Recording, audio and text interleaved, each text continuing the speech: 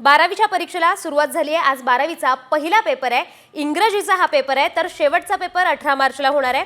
परीक्षेसाठी 15,05,037 विद्यार्थ्यांनी नोंदणी केली आहे। गेल्या वर्षीच्या तुलनेत नोंदणीमध्ये घट झाल्याचं निदर्शनास येत आहे। विद्यार्थ्यांनी कॉपी करू नये म्हणून संपूर्ण राज्यात 271 भरारी पथकं नजर ठेवणार आहेत। तर विद्यार्थी परीक्षेला जाण्याआधी मुंबईच्या कीर्ती कॉलेजमधून आढावा घेतलाय आमचे प्रतिनिधी रुपाली बडवे यांनी। पाहूया।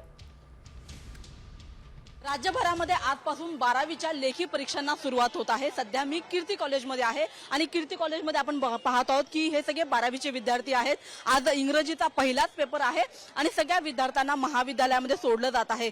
विद्यार्थ्यांच्या सुरक्षेसाठी पोलीस बंदोबस्तासोबत आपण पाहत आहोत की या ठिकाणी भरारी पथकं सुद्धा असणार आहेत। कुठेही पेपर फुटीचा प्रकार घडू नये यासाठी म्हणून खास करून सगळं GPS ट्रॅकिंग केलं जाणार आहे। त्याच्यासोबतच जेव्हा पेपर परीक्षा केंद्रामध्ये उघडले जातील हे सुद्धा सगळं ऑनलाईन खरं जशा पद्धतीने होणार आहे। CCTVच्या समोर ह्या सगळ्या गोष्टी खरं तर उघड केल्या जाणार आहेत।